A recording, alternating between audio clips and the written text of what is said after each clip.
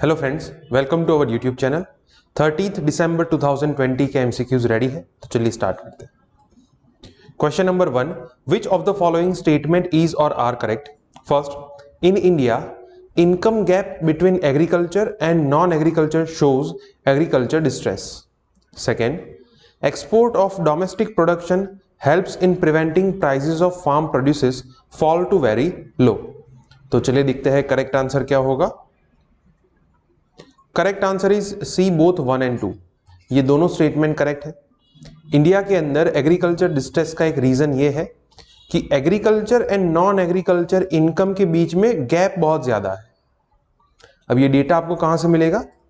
कल के न्यूज़पेपर में ये आर्टिकल था जहां पे यहां पे ये बात की गई है, there is a huge gap between agri income of a farmer and non agricultural workers. तो गैप जो है वो 1993-94 में ये था 25,000 अराउंड, जो कि 2011-12 में आप देख सकते हैं कि ये 1.42 लाख का गैप है।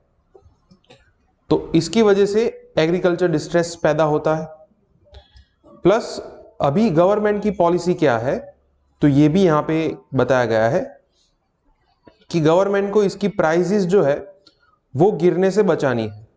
Government has to prevent the farm produces prices to fall to very low. अब वो कैसे बचाएंगे? अगर डोमेस्टिक मार्केट में उनको आप बेचेंगे तो यहां पे तो डिमांड जितनी है उससे ज्यादा सप्लाई है, तो मतलब प्राइस जो है वो डाउन होगी। लेकिन अगर आप उसको एक्सपोर्ट करते हैं तो वहां पे आपको ज्यादा प्राइस मिल सकती है। तो गवर्नमेंट क्या करता है, डोमेस्टिक प्रोडक्शन जो है उसको एक्सपोर्ट करने में ज्यादा फोकस करती है government, as compare to selling it in the domestic market. तो इसकी वजह से क्या होता है, प्राइसेस जो है वो गिरने से बचती है और किसानों को अच्छी प्राइस मिलती है through exports. So the answer is C, both 1 and 2। ये कल के न्यूज़पेपर में काफी अच्छा आर्टिकल था। It was written by a member of NITI Aayog. तो इसके अंदर जो नए फार्म एक्ट है उसके प्रोज बताए गए हैं कि उसके क्या फायदे हो सकते हैं। काफी अच्छा आर्टिकल है। इसके ऊपर हम 2 और क्वेश्चन देखेंगे। Second question, which of the following statement is or are correct about fiscal position of agriculture in India? First, agriculture growth is driven by heavy public expenditure. And second, the net revenue received from agriculture as a part of GDP is very low. तो चलिए देखते हैं correct answer क्या होगा। Correct answer is C, both 1 and 2। ये दोनों statement correct है। India के अंदर एग्रीकल्चर का जो ग्रोथ है it is driven by public expenditure. सरकार एग्रीकल्चर के पीछे बहुत खर्चा करती है, तब जाके इंडिया का एग्रीकल्चर जो है उसका ग्रोथ अभी जैसा हो रहा है। सरकार कैसे खर्चा करती है? तो स्टार्टिंग के लेवल पे सरकार जो इनपुट है वहां पे सब्सिडी देती है फर्टिलाइजर एंड सीड्स के ऊपर। फिर उसके बाद जब आपकी फसल रेडी हो जाए और हार्वेस्टिंग हो जाए तो उसके बाद सरकार उसको प्रोक्योर करती है by public procurement measures such as MSP, minimum support prices. तो एक तो सरकार ने आपको इनपुट के वक्त भी खर्चा किया आपके पीछे, और दूसरा कि प्रोक्योरमेंट के टाइम पे भी सरकार ने खर्चा किया।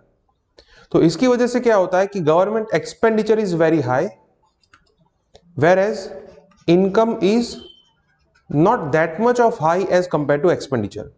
तो इसकी वजह से क्या होता है कि अगर मान लो आपकी जो टोटल इनकम है उसमें से आप एक्सपेंडिचर माइनस कर दे तो उसको क्या कहते हैं, नेट रेवेन्यू कहते हैं। नेट रेवेन्यू जो कि as a percentage of GDP काफी कम है। तो इसकी वजह से हम कह सकते हैं कि दोनों स्टेटमेंट जो है वो करेक्ट है। Answer is C, both 1 and 2। अब ये फैक्ट जो है आपको यहां से मिलेंगे। The growth rate in agriculture is driven by heavy support through various kinds of subsidies and output price support. Net revenue received from central government is below 9% of GDP। तो यहां पे हम कह सकते हैं कि ये दोनों स्टेटमेंट करेक्ट होंगे। Third question, which of the following statement is or are correct about new contract farming act of government of India? First, it aims to insulate interested farmers from the market and price risks.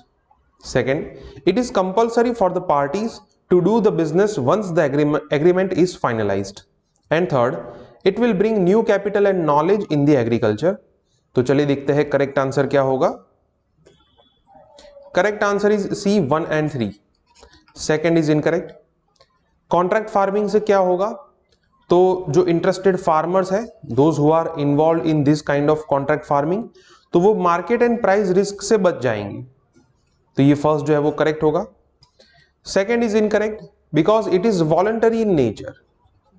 अगर मान लो कि contract farming के अंदर आप involve है और आपकी एक बार फसल रेडी हो जाती है, फिर आप चाहे तो वॉलंटरीली उस कॉन्ट्रैक्ट को डिसकंटिन्यू कर सकते हैं। तो ये सेकंड जो है वो गलत होगा।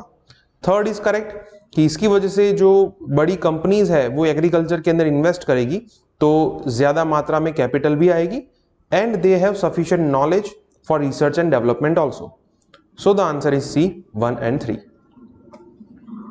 सो यहां पे लास्ट में कॉन्ट्रैक्ट फार्मिंग से क्या बेनिफिट मिल सकता है वो बताया गया है। Fourth question, which of the following statement is or are correct about role of governor. First, he shall from time to time summon the house or each house of legislature of the state to meet at such time and place as he thinks fit. Second, governor cannot summon an assembly session if chief minister refuses him to do so. तो चलिए देखते हैं correct answer क्या होगा। Correct answer is A 1 only। Second is incorrect.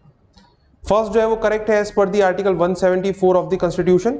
Governor के पास ये authority है कि वो जिस टाइम पे चाहे, जिस जगह पे चाहे असेंबली का सेशन बुला सकता है।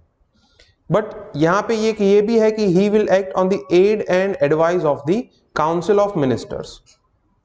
सेकेंड स्टेटमेंट में क्या लिखा है कि अगर चीफ मिनिस्टर मना करते हैं तो गवर्नर कोई सेशन नहीं बुला सकता, लेकिन ये बात जो है वो गलत है।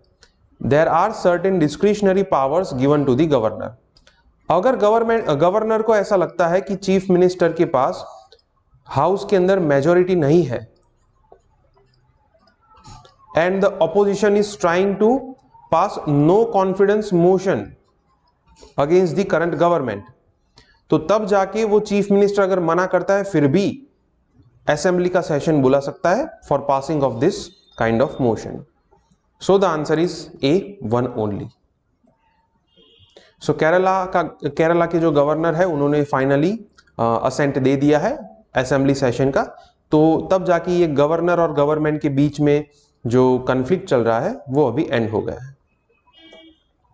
Fifth question, which of the following state recently introduced a bill to make madrasas regular schools. मतलब कौन से स्टेट ने रिसेंटली बिल इंट्रोड्यूस किया है जिसकी मदद से मदरसा जो है उसको एक रेगुलर स्कूल में कन्वर्ट किया जाए। Option A West Bengal, option B Kerala, option C Telangana and option D Assam. So the correct answer is D Assam. Assam के अंदर रिसेंटली ये बिल जो है वो इंट्रोड्यूस हुआ है to make madrasas regular schools, और वहां की ऑपोजिशन जो है इसका अभी विरोध कर रहा है। ये जितने भी क्वेश्चन है 8 क्वेश्चन तक कल के न्यूज़पेपर से है। कल के न्यूज़पेपर में काफी इंपॉर्टेंट न्यूज आर्टिकल्स थे तो वो हमने कवर किए हैं। Sixth question, which of the following statement is or are correct about भाषण 4 island. First, it has been recently seen in news because of active volcanic activities. Second, it is a flood prone island with vulnerability of frequent cyclones. तो चलिए देखते हैं correct answer क्या होगा। Correct answer is B second only, first is incorrect. ये जो particular island है वो इसलिए न्यूज में है because Bangladesh government are currently moving the Rohingya refugees to this island. जो रोहिंग्याज है उनको इस आइलैंड पे ले जाया जा रहा है और इसकी वजह से काफी बड़ी कंट्रोवर्सी हुई है बिकॉज ये आइलैंड जो है it is a flood prone island. काफी बार अब इसको इमर्ज हुए 20 साल ही हुए हैं। 20 साल पहले ये आइलैंड जो है वो पूरा पानी में था and it is very vulnerable to frequent cyclones also. तो इस वजह से ये कंसर्न्स खड़े हो रहे हैं कि इस कम्युनिटी को ऐसी जगह पे नहीं ले जाना चाहिए। So the answer is B second only. So as I said, Bangladesh moves refugees to the barren island which is its name is Bhashan 4 island. Seventh question, India can be benefited with which of the following sectors due to post Brexit trade deal between European Union and United Kingdom। मतलब कि इनमें से कौन से sector में India को फायदा मिल सकता है यूरोपियन यूनियन एंड यूके के बीच में जो अभी post Brexit trade deal sign हुई है उससे। First is information technology, second is research and development in engineering and third is architecture. तो चलिए देखते हैं करेक्ट आंसर क्या होगा। Correct answer is D 1, 2 and 3। ये तीनों सेक्टर के अंदर इंडिया को बेनिफिट मिल सकता है बिकॉज ये जो पोस्ट ब्रेक्सिट ट्रेड डील है उसके अंदर सर्विस सेक्टर को ऐड नहीं किया गया है। तो मतलब इंडिया के पास ये अपॉर्चुनिटी है कि अपना जो सर्विस सेक्टर में जो स्ट्रेंथ है उसको यूरोपियन यूनियन एंड यूके दोनों के साथ फ्री ट्रेड एग्रीमेंट साइन करके ये बेनिफिट उठाया जा सकता है। सो जैसा कि अभी पोस्ट ब्रेक्सिट ट्रेड डील हुई है तो उसकी वजह से पूरे वर्ल्ड के अंदर ये इसका केओस मचा है कि किस तरीके से इसकी इंपैक्ट होगी और बहुत सारे कंट्री जो है वो अभी कंपटीशन में लग गया है कि कैसे बेनिफिट उठाए। Question number 8, which of the following statement is or are correct. First, as per some credit rating agencies Indian banking system may face increase in NPA that is non performing assets in near future. Second, market elements at present are stimulating credit demand in the economy. So let us see what is the correct answer. Correct answer is C, both 1 and 2. ये दोनों statement correct है। Recently जो international credit rating agencies है उन्होंने ये estimate किया है कि इंडिया में एनपीए जो है नियर फ्यूचर में इंक्रीज होगी। क्यों इंक्रीज होगी?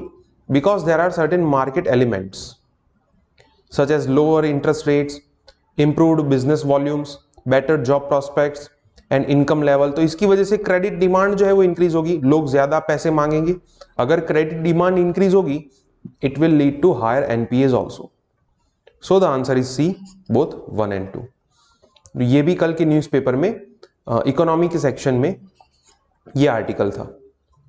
अब जितने क्वेश्चन है 2 क्वेश्चन वो आज के न्यूज़पेपर से है, फ्रंट पेज से। Question number 9, which of the following state has been conferred with Digital India Award for 2020 for its Antyodaya Saral project in digital governance? Option A Rajasthan, Option B Gujarat, Option C Haryana and Option D Madhya Pradesh. तो चलिए देखते हैं correct answer क्या होगा। Correct answer is C, Haryana. Haryana government को recently ये award दिया गया है, डिजिटल इंडिया अवार्ड, जो कि उसके अंदर डिजिटल गवर्नेंस कैटेगरी है, वहां पे हरियाणा गवर्नमेंट को ये अवार्ड दिया गया है। ये फ्रंट पेज पे नहीं है, एक पूरा पेज जो है इस एडवर्टाइजमेंट से कवर है और यहाँ पे उसके फीचर दिए गए हैं कि अंत्योदय सरल प्रोजेक्ट के फीचर्स क्या है। 10th question, which of the following statement is or are correct about mid day meal scheme. First, it was started in 1995 under national programme of nutritional support to primary education. Second, it is the world's largest school meal program aimed to attain the goal of universalization of primary education। तो चलिए देखते हैं correct answer क्या होगा। Correct answer is C, both 1 and 2। ये दोनों statement correct है। Mid day meal scheme जो है initially it was started in 1995 और उसका नाम ये था। फिर उसके बाद 2007 के अंदर इसको रीनेम किया गया as mid day meal scheme. So first is correct. और ये वर्ल्ड का सबसे बड़ा प्रोग्राम है कि जहां पे स्कूल के अंदर जो स्टूडेंट्स हैं उनको मील दिए जाते हैं, उनको खाना दिया जाता है, जिसकी वजह से प्राइमरी एजुकेशन के अंदर एनरोलमेंट रेशियो इंक्रीज हो। So the answer is C, both 1 and 2। सो अभी लॉकडाउन की वजह से एजुकेशन जो है वो सबसे ज्यादा अफेक्टेड है। तो यहाँ पे ये कंसर्न हो रहा है कि जो मिड डे मील स्कीम के अंदर बच्चों को खाना मिल रहा था, अभी स्कूल्स बंद होने की वजह से वो खाना नहीं मिल रहा। तो इसके चलते दिल्ली गवर्नमेंट जो है उन्होंने ये अनाउंसमेंट की है कि students to get ration for 6 months under mid day meal scheme. Okay friends, तो आज के 10 MCQs यहाँ पे कंप्लीट होते हैं। अगर आपको कोई डाउट है तो आप कमेंट सेक्शन में लिखिए। हमारे वीडियोस आपको पसंद आए तो वीडियोस को लाइक कीजिए और चैनल को सब्सक्राइब कीजिए। Thank you.